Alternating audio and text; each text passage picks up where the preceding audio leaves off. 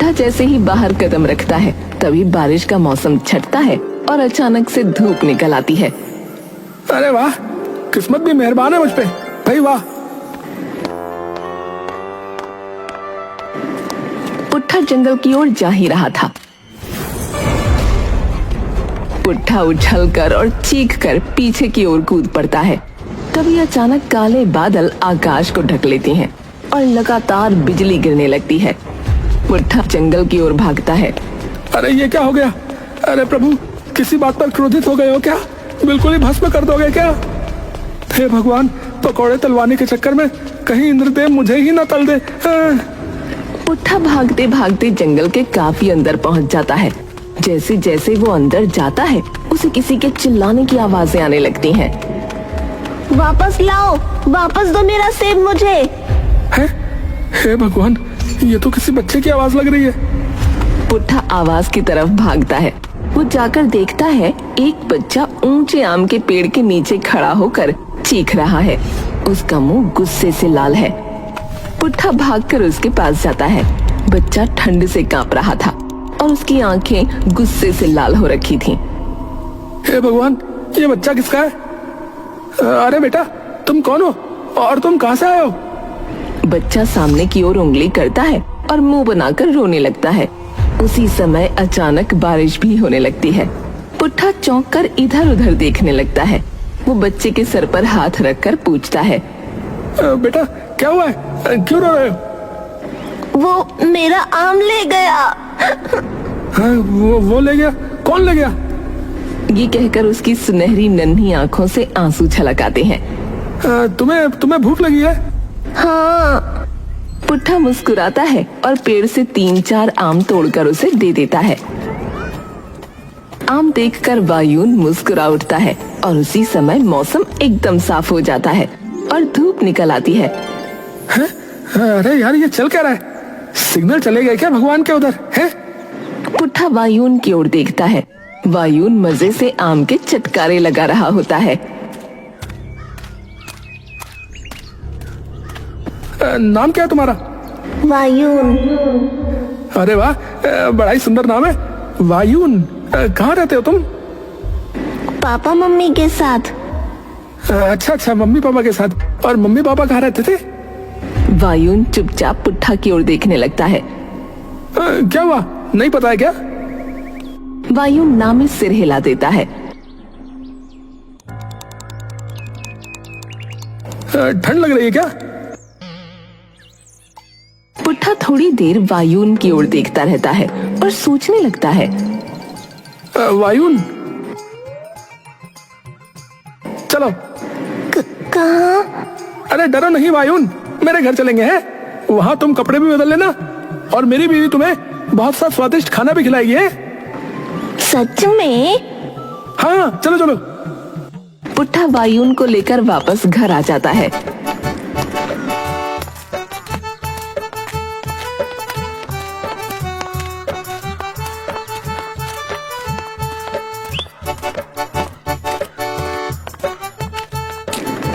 शर्मिली, ए शर्मिली। क्या हुआ? ले आए लकड़ी? हे भगवान, वो तो मैं भूल ही गया। शर्मिली बाहर आती है और बच्चे को देखकर चौंक जाती है। ये क्या ले आए? लकड़ी मंगाई थी। अरे बच्चा बेचारा पता नहीं कैसे जंगल में फंस गया था।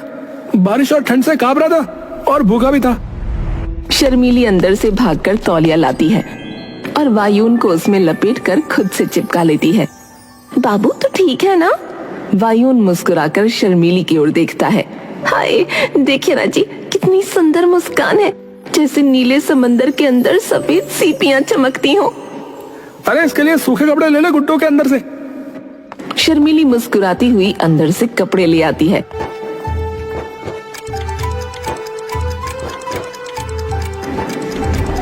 आपने पहली बार कोई अच्छा काम किया है इस बच्चे को घर लाकर। है, तो तुम मानती हो कि तुमसे शादी एक घिनौनी गलती थी? है? पुट्ठा ये कहकर हंसने लगता है। रुक भी जाया करो कभी। वायुन भी हंसने लगता है। ए जी, देखिए ना बाहर। बेटा, तुम्हारा नाम क्या है? वायुन। हाय कितना प्यारा नाम है, बिल्कुल तुम्हारी तरह। ये कह रहे थे कि आप मुझे गरम खाना खिलाएंगी। क्यों नहीं खिलाऊंगी? ये सुनिए, आपने लकड़ी कहाँ रखी है? वो तो मैं लाना ही भूल गया शर्मिली। हे भगवान, एक काम कहा था वो भी नहीं हुआ तुमसे। जा रहा हूँ। पुट्ठा भागकर जंगल जाता है लकड़ी लेने। हाय वायुन, तुम कितने प्यारे हो। तुम्हें पता है, तुम्हारे जितना ही मेरा बेटा है मोनू, पर अभी वो बाहर गया है। थोड़ी देर में वापस आ जाएगा और तुम्हें देखकर तो एकदम खुश हो जाएगा। फिर दोनों साथ में खूब खेलना। वायुन एक प्यारी सी मुस्कान के साथ के घर के अंदर घुस गया।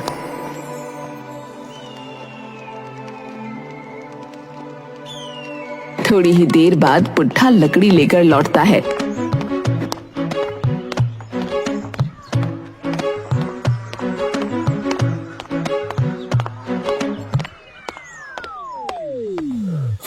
क्या नाम था इसका? आय हाय, शर्मीली। हाँ वही। चलो शुक्र है ले तो आए। अरे ये छोड़ो, ये बताओ कि वायुन कहाँ है? वाह, वैसे तो मुझे भी भूल जाते हो। वायुन याद रह गया तुम्हें? अरे इतने प्यारे बच्चे को वैसे भी कौन भूल सकता भाई। अरे वो अभी सो रहा है अंदर, थका हुआ था और शायद वो बहुत दिनों से यहाँ है। कह रहा था कि वो अपने माँ बाप के साथ ही रहता था, फिर पता नहीं चुप हो गया एकदम से। अरे मुझे भी कुछ नहीं बताया था जब मैंने पूछा तो।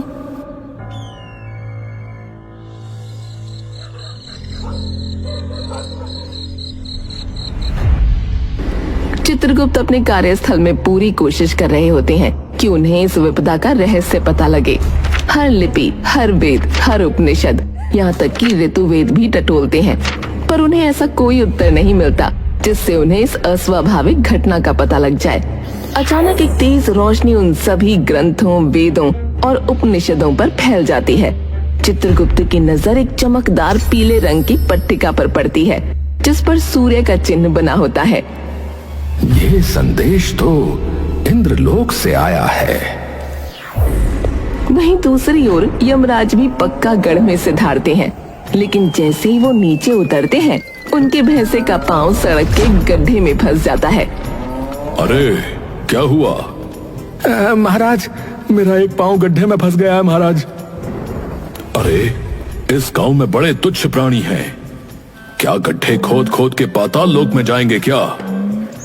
सही कहा महाराज एकदम। तभी यमराज को मानो कोई विशेष अनुभूति होती है। महेश। जी महाराज। कुछ आभास हुआ तुम्हें भी क्या? जी महाराज, पर ये है क्या? कुछ तो है, कोई दिव्य शक्ति, मानो इंद्रलोक का कोई तत्व या कोई अंश हो। पर महाराज, ऐसा हो कैसे सकता है? ये तो मुझे भी नहीं पता। हमें इसके लिए अपने मानवीय अवतार में आना होगा।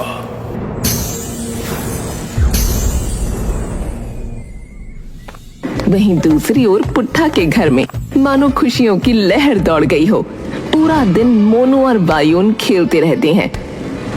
ए वायुन, आजा सीढ़ियों पे दौड़ लगाते हैं, देखते हैं कौन पहले ऊपर पहुंचेगा। हाँ चलो। दोनों सीढ़ियों पर ऊपर भागने लगते हैं, लेकिन अचानक वायुन का पांव फिसल जाता है और वो नीचे गिर जाता है। आवाज सुनकर शर्मिली दौड़ी चली आती है। क्या हुआ? शर्मिली जैसे ही वायुन को नीचे गिरा देखती है, उसका कलेजा मानो आंखों से छलक पड़ता है। वायुन धीरे से उठता है और शर्मिली को देखते ही आंसुओं में बिलख उठता है। शर्मिली उसे गले से लगा लेती है, लेकिन वायुन के रोने की चीखें पूरे घर में गूंज जाती हैं और पूरे घर पर शोक की काली घटाएं छा जाती हैं। पूरे घर पर बारिश आंधी बनकर टूट पड़ती है। आंधी और बारिश का प्रकोप इतना घनिष्ठ होता है कि मोनू को सीढ़ियों की रेलिंग पकड़नी पड़ती है। शर्मिली मौसम का ऐसा स्वरूप देखकर निशब्द हो जाती है। एकदम से इतना साफ मौसम इतना कैसे खराब हो सकता है? तभी भागा भागा पुट्ठा वहाँ आता है। पुट्ठा देखता है कि शर्मिली ने वायुन को अपनी छाती से लगाया है। अरे क्या हुआ शर्मिली? पता नहीं जी, मुझे एकदम से कुछ आवाज आई और जब मैं बाहर आई तो नीचे गिरा हुआ था। यमराज और भैंसा गांव में मौसम की इस विडंबना की जांच पड़ताल कर ही रहे होते हैं कि तभी भैंसा एक अनोखी चीज अपनी आंखों से देखता है। महाराज, भैंसा अपनी थोड़ी बगल की तरफ उंगली घुमाता है। यमराज देखते हैं कि उनके सामने घने काले बादल छाए हुए हैं। यमराज ये देखकर आश्चर्यचकित रह जाते हैं। वो दिव्य चीज अवश्य वहीं वास करती है। महेश, चलो वहीं पर। शर्मिली और पुट्ठा मिलकर वायुन को चुप कराते हैं और उसकी मरहम पट्टी करते हैं। वायुन की लाई आंधी थोड़ी देर में थम जाती है और तभी चारों ओर छाए बादल और तेज आंधी तूफान भी एकदम से छट जाते हैं। शर्मिली जाकर वायुन को सुला देती है और वापस पुट्ठा के पास आकर बैठ जाती है। सुनिए, हाँ जी बताइए, क्या बोल रही हैं आप? मैंने आज वायुन के बारे में एक चीज पर बड़ा गौर किया। है वो क्या भाई? क्या आपने कभी ये महसूस नहीं किया कि वायुन जब जब रोता है तो आसपास अचानक बहुत जोर से बारिश आने लगती है और जैसे ही वो चुप होता है तो बादल एकदम से छट जाते हैं। जब वो क्रोधित होता है तो बिजली गिरती है और जब हंसता है तो इंद्रधनुष निकल आता है। पहले मुझे लगा वहम है, लेकिन आज वायुन जैसे ही जोर से रोया तो चारों ओर बादल छा गए और बारिश होने लगी और जैसे ही चुप हुआ सब शांत हो गया। शर्मिली एकटक पुट्ठा की ओर देखती है। पुट्ठा भी एकदम से उसकी ओर देखता है। लगता है शर्मिली तुम सही कह रही हो। उस दिन भी जंगल में जब वो रोया था तो बारिश होने लगी और जैसे ही चुप हुआ तो एकदम से धूप निकल आई। इसका मतलब वो जैसा महसूस करता है मौसम भी उसके हिसाब से बदल जाता है। शर्मिली और पुट्ठा थोड़ी देर एकदम चुप हो जाते हैं। वायुन है कौन? किसका बेटा है? वो ऐसा क्यों है? ये तो नहीं पता, पर इतना जरूर पता है किसी को इस बच्चे के बारे में नहीं पता लगना चाहिए। न जाने कितने स्वार्थी और लोभी लोग इस बच्चे को ले जाने की फिराक में होंगे। तभी वहाँ यमराज और भैंसा अपने मानवीय रूप में आ धमकते हैं। अरे कोई है क्या इस घर पर? शर्मिली और पुट्ठा देखते हैं कि दरवाजे पर दो मोटे से आदमी खड़े हैं। दोनों दरवाजे की ओर जाते हैं। जी नमस्ते, बताइए। नमस्कार भाई। नमस्कार बहन जी। नमस्कार नमस्कार, बताइए। जी हम जनगणना के लिए आए हैं, तो आप हमें बता सकते हैं कि इस घर में आपके अलावा और कौन कौन रहता है? पुट्ठा और शर्मिली एक दूसरे की ओर देखते हैं। जी हम दोनों और हमारा एक बेटा मोनू। जी सिर्फ एक ही है और कोई नहीं है? शर्मिली और पुट्ठा अब सतर्क हो जाते हैं। नहीं, कोई और तो नहीं है, सिर्फ हम तीनों ही हैं। अच्छा अच्छा, वो हमें थोड़ी सी प्यास भी लगी थी, तो क्या हम अंदर आ सकते हैं? अभी तो हम लोग बाहर जा रहे हैं, लेकिन मैं आपके लिए यहीं पानी ले आती हूँ। यमराज समझ जाते हैं कि पुट्ठा और शर्मिली को शक हो गया है। शर्मिली उनके लिए पानी लाती है और वो पानी पीकर वापस लौट आते हैं।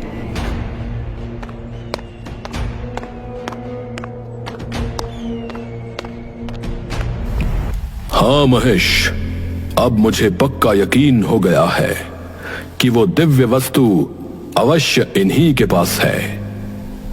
जी महाराज, पर अब करें क्या? तभी यमराज के कानों में चित्रगुप्त की आवाज गूंजती है। महाराज।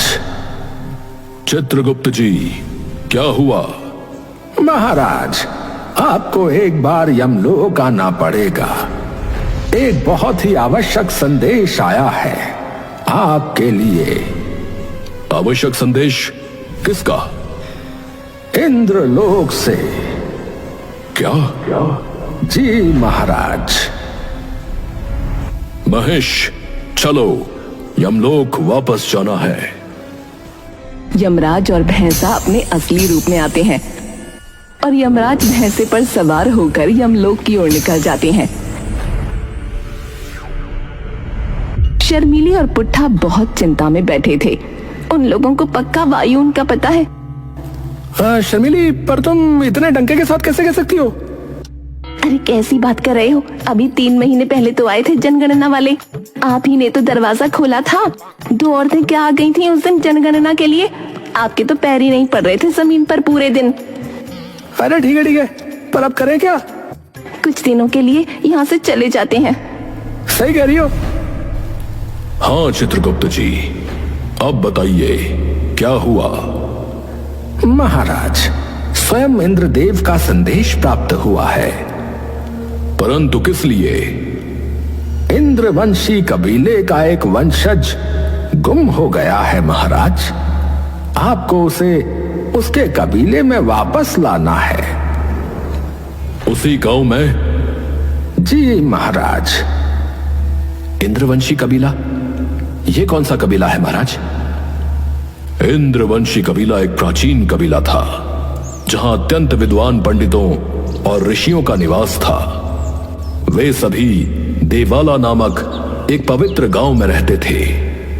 परंतु एक दिन उस गांव पर ऐसा संकट टूटा जिसके विषय में किसी ने सोचा भी नहीं था।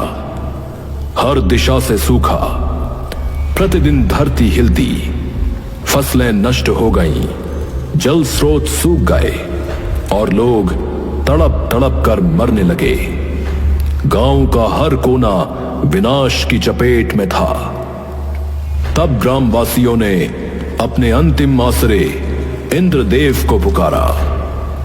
कहा जाता है उन्होंने बिना एक बूंद जल के लगातार 10 वर्षों तक इंद्रदेव की तपस्या की।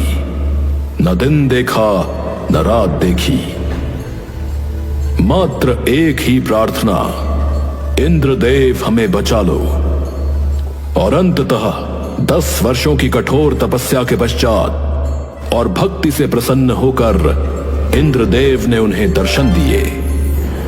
उन्होंने गांव को आशीर्वाद दिया, अब कभी भी ये गांव किसी आपदा का शिकार नहीं होगा। और साथ ही उन्होंने उन लोगों को एक दिव्य वरदान भी दिया, अब से तुम्हारी भावनाएं ही मौसम को आकार देंगी। परंतु साथ ही इंद्रदेव ने एक शर्त भी रखी, इस गांव को बाहरी दुनिया से छिपा दिया गया ताकि ये शक्ति कभी किसी गलत हाथों में न जाए। तभी से देवाला एक रहस्य बनकर दुनिया की नजरों से ओझल है।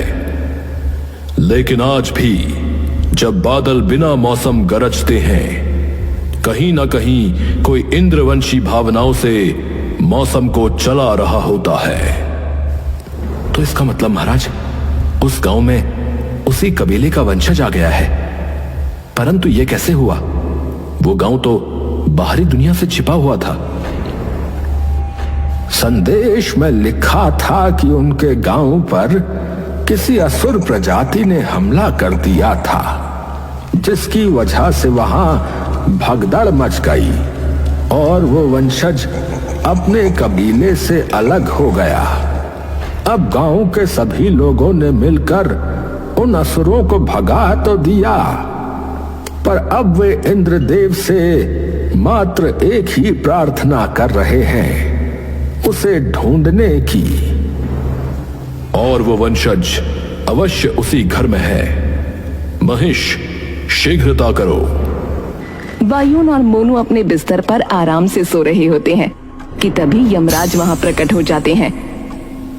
इंद्रवंशी, डरो नहीं पुत्र, मैं तुम्हें तुम्हारे घर ले जाने आया हूं, तुम्हारे कबीले के पास। मेरे मम्मी पापा के पास? हाँ, वहां सभी लोग तुम्हारी प्रतीक्षा कर रहे हैं। रुको, पहले तुम इन्हें तो बताओ कि तुम जा रहे हो। इन लोगों ने भी तुम्हारा ध्यान रखा है, तुमसे अपने सच्चे मन से प्रेम किया है। वायुन दौड़ता हुआ शर्मिली और पुट्ठा के पास जाता है और उन्हें उठाता है। काका काकी। अरे वायुन, क्या हुआ? ठीक तो हो? क्या हुआ बेटा? काकी, मैं जा रहा हूँ वापस अपने घर। शर्मिली और पुट्ठा पर मानो बिजली गिर पड़ती है। तुम्हारे मम्मी पापा आ गए क्या? नहीं काकी, पर कोई है जो मुझे मेरे घर वापस ले जाने आया है। बेटा, अगर किसी गांव के किसी व्यक्ति ने तुम्हें ये कहा है तो वो झूठ बोल रहा है। वे लोग सिर्फ तुम्हारा फायदा उठाना चाहते हैं। नहीं काका, उन्हें मेरा नाम पता था और मेरे घर के बारे में भी पता है। तुम डरो नहीं काका काकी, मुझे कुछ नहीं होगा। शर्मीली वायुन को अपने सीने से चिपका लेती है। घर जाकर हमें भूल मत जाना, ठीक है? कभी नहीं भूलूंगा काकी काका। वायुन शर्मीली के पांव छूता है। भगवान तुम्हें जग की सारी खुशियां दे दे। और फिर पुट्ठा के पांव छूता है। खूब खुश रहो और फिर से आम खाने या अपनी काकी के हाथ का खाना खाने की इच्छा हो तो चले आना। अच्छा जी काका। और आखिरकार वायुन यमराज के साथ वापस अपनी दुनिया में चला जाता है।